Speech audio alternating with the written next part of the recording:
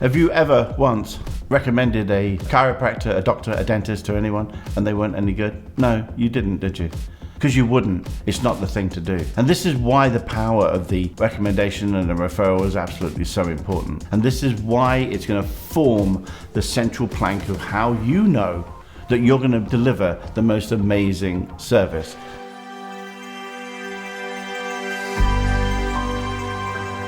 So how do you ask for a referral? People say, isn't it like a little bit odd? No, it's not.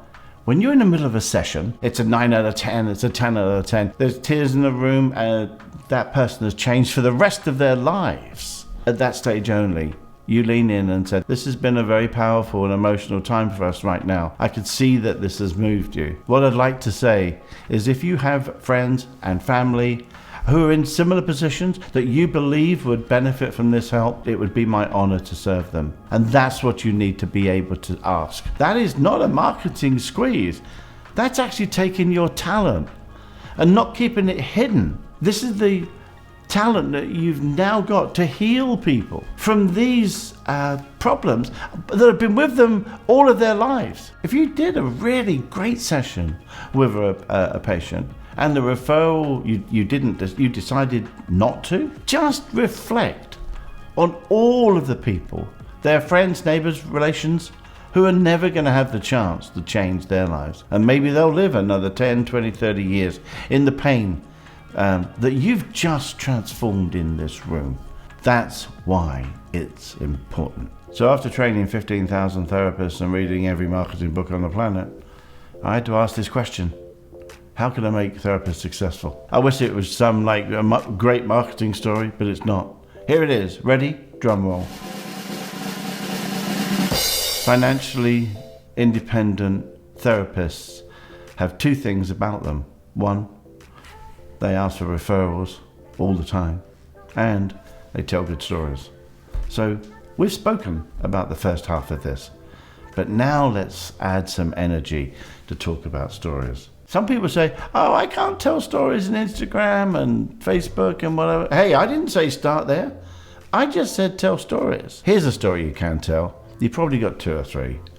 You go back to Christmas or Thanks dinner, they sit down, you're out with your friends, and they say, hey, Sally, George, tell them that story. And it goes, what?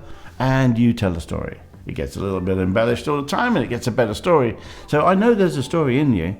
And I want to get to that feeling that you know when you're telling that story. Now, the thing about that good story is you knew how it was going to end. The parallel with this is when you're going to tell a good story and you know you're good. How do you know you're good? Because you get referrals. You can tell a story with an honest heart. Now, where do you practice? Don't practice in Facebook.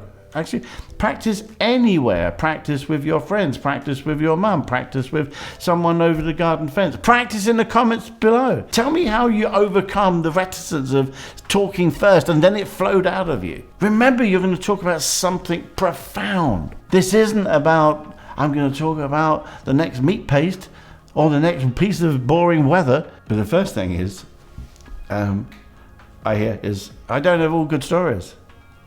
Who said they have to be your stories?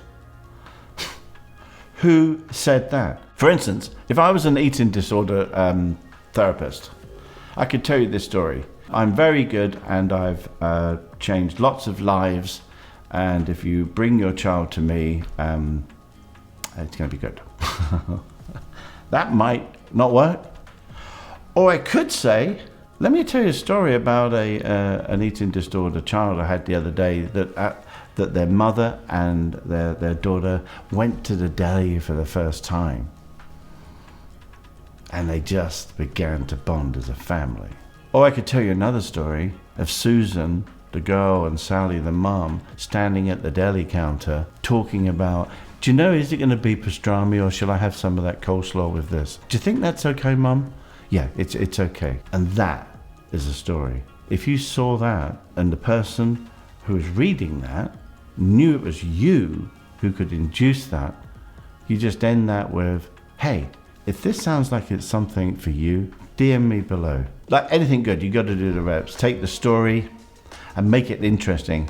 Add the juicy pieces that make people listen. You'll get the story right when once you tell them, they go, oh, oh my God, or oh, isn't that just so sweet? Once you've got that, you can then make a story. And I'm asking you to actually do this with your ears and your mouth. This is where you practice. Once you can do this and tell stories, then move to Facebook and Insta and begin, or your blog, and then tell your stories there. Don't practice over there. Strengthen the muscle over here. And lastly, it doesn't have to be your story. There are thousands of other stories that you could use. And you could even accredit a further therapist. I was reading a story the other day about unexplained infertility. Oh God, it made me cry because this lady was 42. She never thought she would have a baby. She gave up her corporate career. And now look at this. I just thought I'd share that because it just came in my newsfeed today. Anyway, I'm a registered hypnotherapist from RTT. And if that is important to you, then DM me below. I can help. So there we are. There's two things. I'd love there to be 27, but it's not. There's two things. You can remember two things. Get really, really good at what you do. How do you know you're that good? People give you referrals. Get really, really good at telling stories. How do you know you're good at telling stories? They lean in. They go, oh my God. Or they might cry. This is what they absolutely do. They go, tell me that again. What did you just say? That's how you get a good story.